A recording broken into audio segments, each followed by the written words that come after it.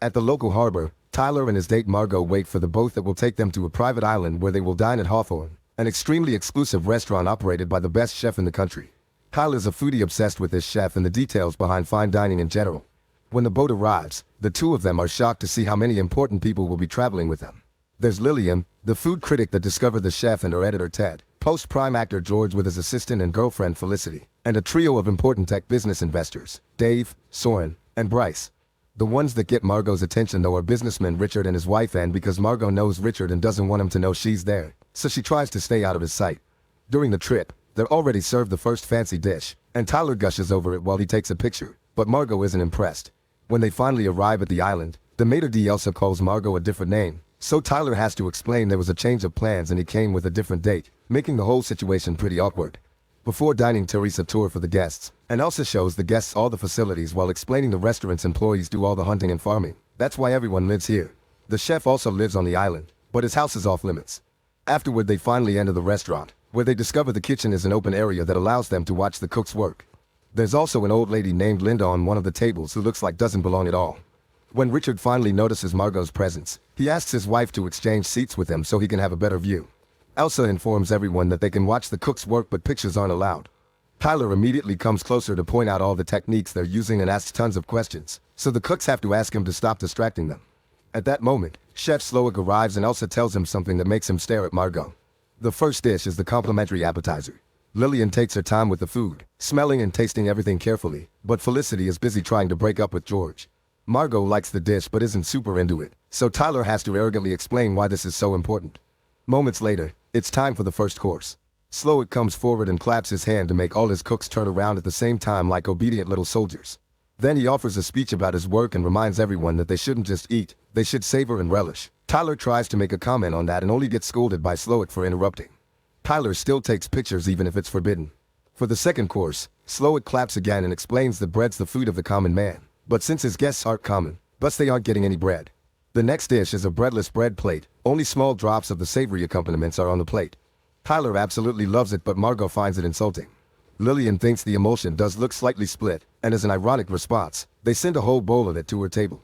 The Tech brothers think the joke is running too far and ask for bread, but they're denied even when they point out they work for Doug Barrick, the actual owner of the island. To shut them up, Elsa creepily tells them that they will eat less than they desire and more than they deserve. Margot refuses to eat her dish and Tyler tries to take it for himself only to accidentally break a glass in the process. Slowick immediately comes to the table and Tyler tries to apologize, but the chef is more interested in knowing why Margot isn't eating. Margot points out there is no food, and Slowick replies that he carefully designed the size of the portion so if she doesn't eat, she won't fill up. Margot still refuses to touch the dish, causing Slowick to leave rather offended and surprise everyone by gently checking on Linda. Margot can't help turning to look at Richard and notices this, causing her to point out that Margot looks like their dead daughter. Richard pretends he doesn't know Margot and asks his wife to change the subject. With another clap, Slowick announces the third course called Memory, which prompts him to share a memory about his family's old taco nights. He reveals Linda's his mother, and that she's been drunk since he was a kid. His father was a drunk first, and one night, Linda called him out for it, so the man tried to kill her with the phone cord. To save his mother, little Slowick grabbed a pair of scissors and stabbed his father in the thigh, but now he regrets not having killed him. To remember that special taco night, the dish is a smoked chicken thigh served with a pair of scissors in it on top of a phone cord. The tortillas were made fresh but to add a touch of innovation, they've been engraved with a laser machine. Everyone is disturbed by the story, but things get even more awkward when they discover the memories on the tortillas. Lillian finds pictures of restaurants that closed because of her bad reviews, and Anne is shocked to see photographs of her husband's private life. One in particular shows Richard going out with a strange woman, but Richard swears it's just a prank. George finds pictures of his role as Dr. Sunshine, a movie that did awful when it came out, and the Tech brothers are disturbed to find their company's tax records that prove they've created invoices with fake charges. Elsa refuses to explain how they acquired that information, and when the men threaten with closing up this place, Elsa cryptically says it won't be necessary. Tyler sees himself taking pictures of the food and thinks Slowick hates him. Margot finds the images insulting and wants to send the dish back, but Tyler snaps at her and calls her a child for not behaving correctly.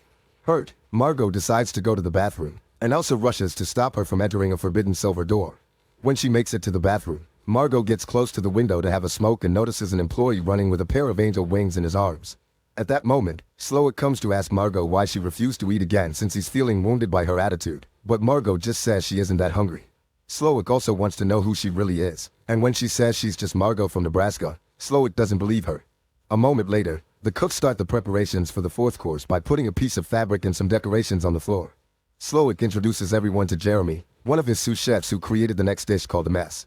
Jeremy studied in an important culinary school and his dream has always been to work for Slowick. And while Slowick admits he's talented, he doesn't think Jeremy is great. Jeremy may want a life full of prestige like Slowick's, but Slowick thinks his life is full of pressure, not to mention all the unhappy customers and critics that won't appreciate his work. Slowick asks Jeremy if he wants that life, and when Jeremy says no, Slowick kisses him on both cheeks and steps back before Jeremy takes out a gun. Then Slowick announces the fourth course and Jeremy ends things in front of anyone. The other cooks aren't surprised by this and watch solemnly, but all the guests freak out and step back except for Tyler, who finds this fascinating. As the body is taken away, Slowick asks everyone to sit down and accept this as part of the show. Everyone begins discussing if the death had been real or not, and Richard has had enough. He tries to leave with Anne, but Elsa stops him, explaining there's no available boat. Richard still insists, causing Elsa to order the chefs to grab him and get his ring fingered. Guests start freaking out again except for Tyler, who is still enjoying his meal without a care. While Richard wiggles on the floor in pain, Elsa returns the fallen wedding ring to Anne. Slowick once again explains this is part of the menu, and Lillian accepts it, but the others are starting to get afraid. Felicity wants George to have a talk with Slowick since supposedly they're friends, but George confesses he lied to impress her. Elsa brings Margot to the kitchen, where Slowick tells her she's simply wrong. He can tell she isn't a Margot and it's a problem because she wasn't part of that original menu plan. Slowick wants to know if Margot is on the side of the guests or the restaurants, not that it matters because everyone's dying tonight anyway. Margot rushes back to her table in tears and slaps Tyler when he won't stop talking about the food. The whole mood in the restaurant is tense and nervous.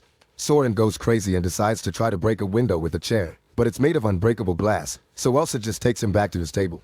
The next course is tea served as a palate cleanser, and Slowick takes the chance to ask if anyone has any questions. Tyler makes a stupid question about the tea, but George comes through and wonders what's going on. Slowick explains their ingredients in a degustation concept, but this shouldn't be a surprise. For example, Lillian is a monster that causes restaurants to close because of her personal taste, and Ted coddles her. The cooks bring more broken emulsion for Lillian, and Elsa brings Margot a kitchen timer saying she has 10 minutes. Then asks for a doctor for Richard, so Slowick points out they've been the most loyal customers for 5 years yet they can't name a single dish they've eaten here. Slowick worked to become a very exclusive chef, but it wasn't until recently that he finally understood he's been working to satisfy people that can't be satisfied, like his own mother. Since Slowick keeps referring to the place as his restaurant, Bryce reminds him that the actual owner is Doug Varick. Slowick replies he actually owns Doug himself, and at that moment it's revealed that Doug is hanging outside while wearing the angel wings. Dave tries to offer money to save him, and when Slowick turns him down, he tries to run away, only to be stopped by the staff. Bryce points out Doug kept Slowick open through the pandemic, but Slowick complains that Doug kept questioning his menu. Elsa makes a sign with her arms and Doug is lowered into the sea until he drowns, prompting Slowick to announce he's finally free before going to his office. Suddenly the timer on Margot's table rings and she's asked to go see Slowick. Margot admits she isn't supposed to be here, and in return Slowick admits he can tell Margot's a fellow industry worker. He wants to know why Margot kept staring at Richard, making her confess that she's actually a street worker. Richard had been one of the few clients that managed to rattle her because he wanted her to pretend to be his daughter while they were getting frisky. Both Slowick and Margot agree that they used to enjoy serving others and bad clients have made them hate their jobs. Afterward, Slowick takes everyone outside. The next course is presented by sous chef Catherine, who explains Slowick has flirted with her many times, and she's always said no. Slowick didn't fire her but stopped looking her in the eye, and this inspired the next dish, Cold Man's Folly. Then Catherine stabs Slowick on his leg and hugs him before staining his chef uniform with blood, prompting him to apologize. Now all the male guests are given a chance to escape. They'll have a head start of 45 seconds, and then the staff will try to catch them. All the men begin running except for Tyler, so Slowick has to send him out there while Catherine takes the women inside. The women try the sixth course while sharing a table with Catherine, who explains everyone dies was her idea. Lillian's compliments make her cry, and all the other ladies begin offering compliments as well to keep her happy. Anne asks Margot if she knows her husband and Margot admits she does, but Anne doesn't comment on it. Margot ends up admitting her real name is Erin and she's from Massachusetts. Outside, Tyler spies on them through the window because he hates that he's missing a course. Meanwhile, the staff goes after the men and finds them with no issues, no matter if they went to the forest or the beach. Ted hid in the smokehouse, and for his efforts he's given a pasar egg. All the men are brought back to the restaurant and George sarcastically apologizes to Felicity for being a failure, which makes her admit she's been stealing money from him. George already knew, and Felicity knew he knew. Suddenly Slowick announces the menu can't continue as planned until they solve an unresolved matter. He approaches Tyler and makes him confess that he had always known tonight's menu would include everyone dies. Tyler had a date but his girlfriend broke up with him, so he hired Margot because the restaurant didn't take reservations for just one, never caring about the fact she'd die. Margot's upset by this revelation and attacks Tyler, but the staff quickly pulls them apart. Next, Slowick points out how much Tyler knows about food and gets him a chef's uniform before pushing into the kitchen, asking him to cook in front of everyone even if Tyler doesn't want to. Tyler's cooking is messy, especially since Slowick keeps making fun of him for being Mr. No-Diggable Foodie, meaning the final dish is an absolute disaster. Slowick tells Tyler he's why the mystery has been drained from his art and whispers something in his ear that causes Tyler to take off the chef jacket and run in tears. Afterward, Slowick takes Margot aside to ask for a favor. To start preparing dessert, they require a large barrel that is supposed to be in a corner but Elsa forgot to bring. Slowick wants Margot to go get it and ignores Elsa when she says the staff can do it. On her way out, Margot discovers Tyler has ended things for himself, but she doesn't care. Then Slowick returns to the dining area, where George points out that this isn't really fair. Slowick explains George is being punished because he saw Dr. Sunshine some years ago and ruined the first day off he had in months. On the other hand, Felicity died because she graduated from Brown University without any student debt. Meanwhile, Margot makes it to the smokehouse, but instead of grabbing the barrel, she grabs a knife. Afterward, she sneaks into Slowick's house, which is an exact copy of the restaurant, but with a bed in it. Margot tries to leave through the silver door, but she's interrupted by Elsa, who has her own knife and reminds her this area is out of limits. Suddenly, Elsa attacks Margot, explaining she doesn't want to be replaced. Margot defends herself with objects from the kitchen as she points out she doesn't want to work here, but Elsa says she didn't forget the barrel, Slowick just never asked for it. Both women end up struggling on the floor, and by trying to keep the knife away from her body, Margot ends up accidentally killing Elsa. After her initial panic is over, Margot takes Elsa's keys and opens the silver door.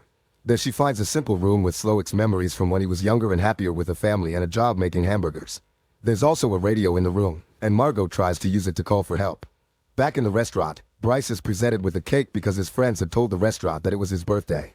Margot suddenly interrupts by entering with the barrel through the main door, and Slowick tells her he used to be a monster, but everything he does today is pure. His chef hands are so strong that he can touch fire without feeling pain, because he can no longer be hurt. At that moment, a boat approaches the island, and Slowick realizes Margot used the radio. The staff immediately cleans all traces of blood from everyone and Slowick makes a threat. If the guests ask for help, then an innocent man will die. Coast Guard Dale enters the restaurant and asks what the problem is, but nobody dares to speak. Then Dale notices George and asks for an autograph because he's a big fan of Dr. Sunshine, so George pretends to give him one. When Dale is about to leave, he discovers the piece of paper actually says help us and takes out a gun, ready to defend the guests that now are brave enough to speak. Dale keeps the gun on Slowick for a few seconds only to suddenly turn around and point it at the candle on Margot's table, revealing it's just a lighter shaped like a gun. Dale isn't a Coast Guard, he's another member of Slowick's staff, and now he can return to the kitchen. Slowick's very disappointed in Margot for having betrayed him and declares her to be as bad as the other guests. Margot remembers what she saw in the house and decides to take a risk. She suddenly claps to get Slowick's attention, announcing that she doesn't like his food and that she would like to send it back. Slowick falls for Margot's manipulative tactics as she points out all the dishes were an intellectual exercise rather than something to enjoy. She's still hungry, so she wants to eat a proper cheeseburger, not some fancy deconstructed poop. For the first time in the day, Slowick smiles and accepts to prepare a traditional cheeseburger with fries for $9.95. All the cooks watch with fascination how happy Slowick looks preparing a traditional cheeseburger, which he presents to Margot with pride. Margot gives it a bite and approves of the taste, but she also thinks it's too much for her to finish and asks for the rest to go. Slowick's still in a trance, so she does as he says, and once Margot has her bag, she leaves a $10 bill and leaves the restaurant. On her way out, Margot hesitates because the others are still in danger, but Ann tells her to go with a gesture. While Margot makes it to the harbor and escapes on the boat Dale left behind, Slowick reminds everyone it's time to pay. The cost is $1,250 per head under a no-tip system, and everyone gets a bag of goodies that includes one of Doug's fingers. Everyone hands their credit cards, and a moment later, Slowick announces it's time for dessert. The cooks begin decorating the floor as if it was a plate, then they put chocolate hats and marshmallow vests on the guests. Slowick reminds everyone they represent the ruin of his life and now they shall be part of it, so the dessert will be the most offensive assault on the human palate, the s'more. This is usually prepared over a fire, thus Slowick grabs a lump of coal from the oven with his bare hands and announces a cleansing as he throws it on the decorations the cooks left, causing a fire that takes over the restaurant and all the people in it. Meanwhile, Margot stops the boat to finish her cheeseburger while watching the restaurant burn, using the copy of the menu that came with a gift bag to wipe her mouth. Make sure to subscribe and turn on notifications so you can watch more videos like this. Thanks for watching.